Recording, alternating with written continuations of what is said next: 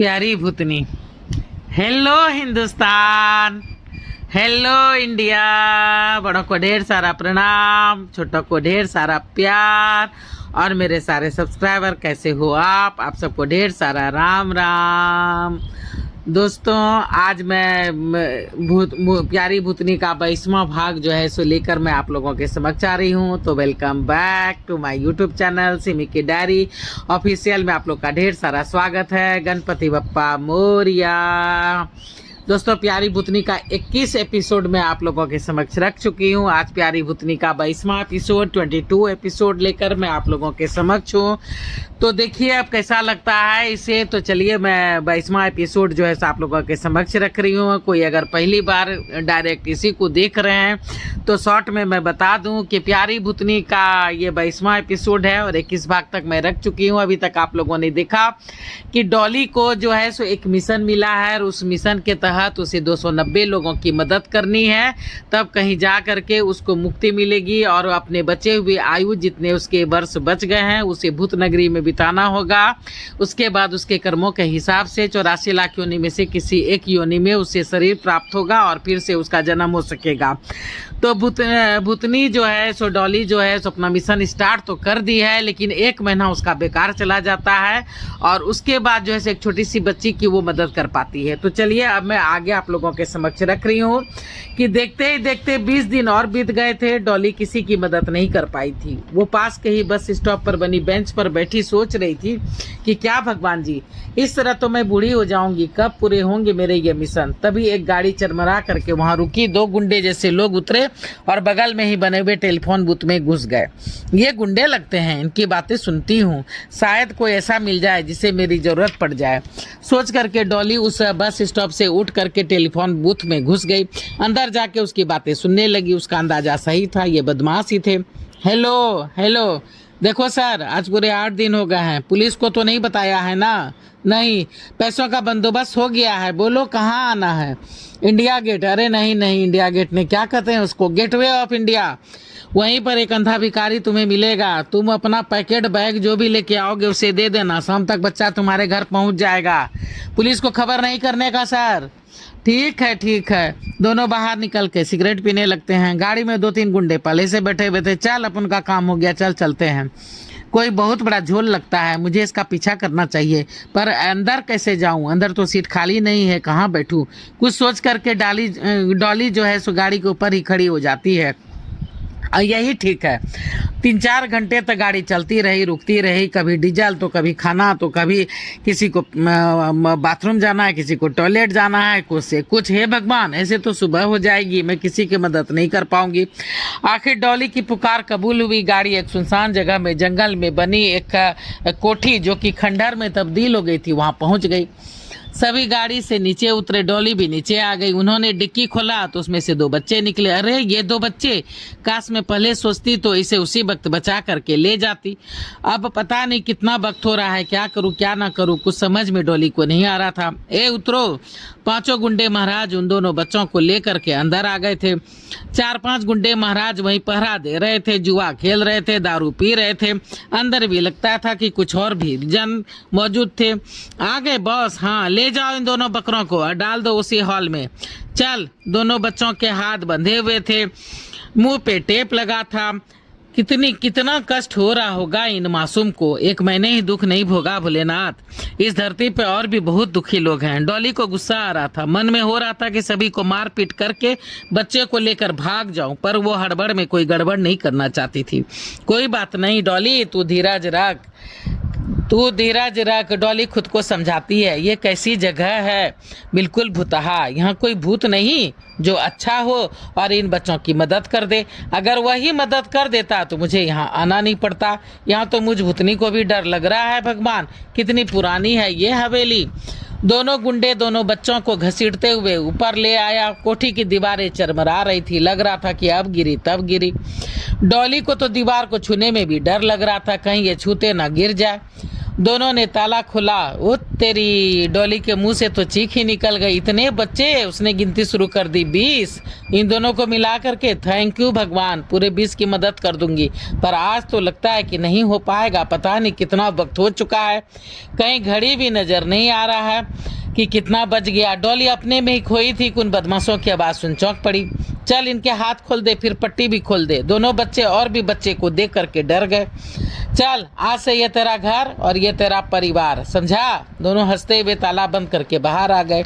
डॉली भी पीछे हो ली। नीचे हॉल में आ गया राजू। जी बॉस। बच्चों को खाना कितने दिनों से नहीं दिया है? पूरे 3 दिन हो गए बॉस। शाबाश, ये हुई ना बात। चल आज सबको खिलाते हैं। पंगिया। जी सरकार। खाने के पैकेट गाड़ी से निकाल के ले आ। दारू की बोतलें भी उठा ला। तुम सब खाना खा लिए हो ना? जी सरकार। ठीक है, हम सब भी खा के आए हैं, पर थोड़ा दारू तो पियेंगे ही। हम सब सो जाएं सरकार? हाँ जा। सब नीचे ठहर गए थे। बॉस, पंगिया और वो दोनों जिसमें से एक का नाम राजू था, सभी ऊपर पहुंच गए थे। ताला खोला, सभी अंदर आ गए। बॉस टेबल पर पैर रख करके सोफे पे बैठ गया था। खाने की सारी वस्तुएं, दारू की बोतलें टेबल पे रख दी गई थी। डॉली ने पूरा हवेली घूम करके देख लिया था। ऊपर 4 कमरे और एक हॉल था। नीचे सिर्फ एक बड़ा सा हॉल था। बाहर बहुत बड़ा हाता, बहुत बड़ा बाउंड्री था और एक चरमराता पुराना सा गेट था। नीचे पूरी गंदगी थी। साफ सफाई सिर्फ ऊपर ही होती थी। किचन में ढेरों बर्तनें और वस्तुएं पड़ी हुई थी। सभी सामाने मौजूद था। शायद खाना यही बनता है। चारों कमरों में रहने लायक सारी वस्तुएं थी। साफ सुथरा भी था। ये लोग इसे ही अपना बसेरा लगता है बनाए हुए हैं। यह तो कोठी किसी अमीर की लगती है, पर काफ़ी पुरानी है। डॉली सब कुछ जल्दी जल्दी देख करके कमरे में वापस आ गई थी। सारे बच्चे बैठे थे, शायद खड़े होने की ताकत भी नहीं बची थी। पंगिया और राजू। जी बॉस। रोटी और चावल बचे हुए हैं? हाँ सरकार। जा रोटी और चावल ले आ, पानी भी ले आ। भूख लगी है? सब बच्चों ने हाँ हिलाया, हाँ में सर हिलाया। शायद भूख से आवाज़ भी नहीं निकल रही थी। डॉली की आंखें भर आई थी। आज सबों को भरपेट भोजन मिलेगा। सबों की आंखें भर आई थी। सभी भोजन पर टूट पड़े। भरपेट भोजन कर सबों ने पानी पिया और वहीं चटाई पर जैसे तैसे औंधे लेट गए। बॉस दारू की बोतल लेकर के अपने कमरे में चला गया था। पंगिया और राजू भी उसके पीछे चला गया था। एक के पास नीचे बैठ के पैर दबा रहा था, दूसरा वहीं बगल में बैठ गया। बॉस, मैं क्या कह रहा था कि आप इन बच्चों को टिंकू खत्री को मत बेचो। क्यों सरकार? वो एक बच्चे का ज़्यादा से ज़्यादा कितना देता होगा? यही 3-4 लाख रुपया। और ये बच्चे बड़े होते होते सोचो कितना कमा करके उसको देगा। हम तो कहते हैं सरकार कि आप ही ये भीख मंगवाने का नया धंधा शुरू कर दो। तो बॉस बोलता है नहीं, अपन को कोई रिस्क नहीं लेना। अपन कोई रिस्क नहीं लेना चाहता। हमारा आज तक कोई भी पुलिस रिकॉर्ड नहीं है। ये बम्बई है मेरी जान, बम्बई। और बम्बई टिंकू खत्री का है, बहुत बड़ा खिलाड़ी है वो। उसका पुलिस में जान पहचान है, सेटिंग है, ढेरों कांड करता है, ढेरों सारे उसका उसका अड्डा है। वो हर तरह का धंधा करता है, चाहे वो दारू हो, रंडी खाना हो, ढेरों धंधे हैं उसके। चरस, अफीम, गांजा, हर तरह का।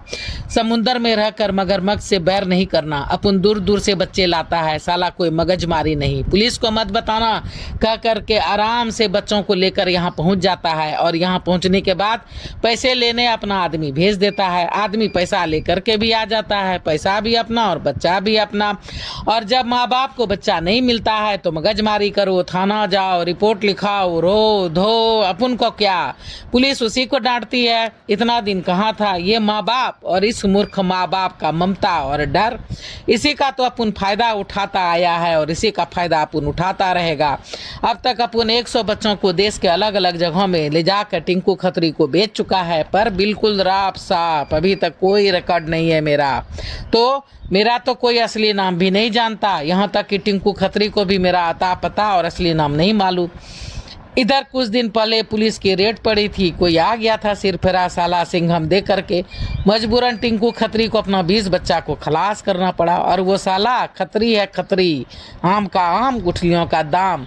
मारने से पहले सभी बच्चों का आँख, कलेजा, किडनी, फेफड़ा, दिल, साला सब कुछ निकाल करके बेच दिया था। अरे हर तरह का धंधा करता है वो। उसका धंधा देश विदेश तक फैला हुआ है। मंत्रियों के साथ उसकी उठक बैठक चलती है। अपन इसी में खुश है रे बाबू, अपन उसी में खुश है। जितना मिल जाता है उसी में खुश। तुम लोगों को भी खुश कर देता है और अपन भी खुश रहता है। अपन को ना बैंक बैलेंस चाहिए, ना घर परिवार। जब इस लफड़े में पड़ना ही नहीं तो फिर काहे को मगजमारी। आजकल तो सब रेडीमेड मिलता है, चाहे वो खाना हो, दारू हो, घर हो, लकड़ी, लड़की हो, और क्या क्या चाहिए जीने के लिए जो जो चाहिए सो तो मिल ही जाता है। चल सो जा, 2-3 दिन मैं आराम करूँगा। तू कल चंपा को ले आई हो? हाँ बॉस। बॉस बिस्तर पे ढेर हो गया था, खराटा लेने लगा था। दोनों ताला बंद कर सोने चले गए थे। डॉली की नज़र घड़ी पर पड़ी, पूरे 3 बज चुके थे। अब उसके पास मात्र 1 घंटा था। क्या करूं क्या ना करूं वो सोच रही थी। बंद दरवाजे से बाहर आई, फिर बंद दरवाजे पार कर उन बच्चों के कमरे में गई। सभी सो रहे थे। आज भरपेट भोजन जो मिला था। डॉली ने सबों के सर पर हाथ फेरा। डरो मत बच्चों, मैं तुम्हें बचा लूंगी। पर कैसे? उसे कुछ भी समझ में नहीं आ रहा था। ये टिंकू खत्री सचमुच में खतरनाक है। उसने बॉस की और पंगिया और राजू तीनों की सारी बातें सुन ली थी। डॉली को काफ़ी डर लग रहा था। वो सोच रही थी कि मैं इन बच्चों को यहाँ से कैसे ले जाऊँ भगवान, मैं इन बच्चों को यहाँ से कैसे आज़ाद कराऊँ। मेरी कुछ समझ में नहीं आ रहा है, क्या करूँ क्या ना करूँ। शायद मुझे कल फिर से यहाँ आना होगा। वैसे भी 2 दिन का वक्त है, कुछ ना कुछ तो मैं कर ही लूँगा। डॉली अभी सोच ही रही थी कि फौ फटने को आई और वो किसी हवा की तरह खिंचती हुई स्विमिंग पूल के अंदर समा गई। दूसरे दिन सवेरे सवेरे झुमरू सब्जी लेकर के अंदर आ रहा था कि दरवान काका ने पुकारा, ओ झुमरू, ओ झुमरू। हाँ काका, रुक। जी काका आ रहा हूँ। हाँ बोल, तू रमा से शादी कब करेगा? अब तो लोग भी देखो बातें बनाने लगे हैं। पूरे 1.5 साल हो गए हैं उन दोनों को तुम्हारे यहाँ रहते हुए। तुम्हारा भी काम चल निकला है। तेरी खोली भी सज गई है, सारे सामान भी तुमने ले लिया, मिता का पढ़ाई भी शुरू हो गया। अब क्या दिक्कत है? कुछ दिक्कत नहीं है काका, मैं कोर्ट मैरिज करना चाहता हूँ ताकि भविष्य में यहाँ का सर्टिफिकेट होगा तो हमें और हमारे बच्चों को कोई इस शहर से नहीं खदेड़ सकेगा। वो बीच बीच में आंदोलन छिड़ जाता है ना, दंगा फसाद हो जाता है कि महाराष्ट्र वाले ही यहाँ रहेंगे, बाकी भागो। आप समझ रहे हैं ना? हाँ समझ रहा हूँ, तुम्हारा सोचना तो सही है। तब ऐसा करो कि रमा से सलाह मशवरा कर लो और कोर्ट चले जाओ और वहाँ जा कर के 2 अर्जी दे देना। ठीक है काका, जा घर जा। झुमरू, ए झुमरू। झुमरू आगे बढ़ाई था कि तभी किसी ने पीछे से पुकारा, अरे गोविंद भैया आप, कहो क्या समाचार है? डीएसपी सरकार ने बुलाया है, शाम को आ जाना। ठीक है, ऐसी क्या जरूरत पड़ गई? झुमरू मन ही मन सोचते हुए अपनी कोठरी की तरफ बढ़ जाता है। खैर जो भी होगा उनसे जा कर के मैं मिल लूँगा। कुछ काम उनको मुझसे आ गया होगा। झुमरू सब्जी का थैला रमा को दे करके पानी पिया, मिता को लाने बस स्टॉप पर चला गया था। थोड़ी देर में ही दोनों भाई बहन आराम से घर लौट आए थे। शाम में आपने बुलाया था सरकार? प्रणाम। अरे झुमरू आ। जी सर, कहा जाए क्या सेवा करूं? हाँ झुमरू, सेवा का समय तो आ गया है। मेरी बहन की शादी है। अच्छा, ये तो अच्छी बात है सर। हाँ, मैं अपनी माँ, अपनी छोटी बहन चंदा, छोटा भाई चेतन और अपनी पत्नी मित्रा के साथ रहता हूँ। और बच्चे सर? नहीं झुमरू, यही तो रोना है। शादी को 10 साल हो गए हैं और मैं पूरा 38 का हो गया हूँ, पर बच्चे का सुख अभी तक नसीब में नहीं है। बहुत डॉक्टरों को दिखाया है, कहते हैं कि दोनों में से किसी में कोई खराबी नहीं है। अब देखो कब प्रभु की कृपा होती है। झुमरू बोलता है, होगी सर होगी, प्रभु की कृपा जरूर होगी। ऊपर वाला अपने अच्छे बंदों की परीक्षा लेता रहता है, सब ठीक हो जाएगा। भगवान करे झुमरू ऐसा ही हो। ये ले पकड़ कागज कलम। क्यों सर? तुम लो तो कागज कलम पकड़ो। जी सर। चलो लिखो इस पर। जी 11 बजे बस स्टॉप से 507 नंबर का बस लेना। आधे घंटे बाद वो बरसोबा स्टॉप पर रुकेगी। ये सब लिखो। जी सर। वहाँ उतर कर रोड क्रॉस कर सामने जो कॉलोनी है उसी के पीछे 2-4 सरकारी क्वार्टर है। मतलब कॉलोनी अलग है और कॉलोनी के पीछे जो है सो सरकारी क्वार्टर है, समझ रहे हो ना? जी सर। कॉलोनी का नाम मधुसूदन है। जी ये भी लिखो। लिख लिया सर। वहीं गार्ड से पूछना, बगल रोड से अंदर है, बस थोड़ी दूर पे। मेरा नाम और पोस्ट लिखा होगा गेट पर। अंदर चले जाना, कुछ मदद कर देना मम्मी का और भाभी का। जी सर। और हाँ एक बात और है झुमरू। हाँ जी सर, बोला जाए। कुत्ता है, जरा संभाल के रहना। गार्ड रहता है गेट पर, मैं उसे फ़ोन कर दूंगा। जी सर। अब क्या सर, आपका नाम तो मुझे पता ही नहीं है। डीएसपी साहब हंस पड़े।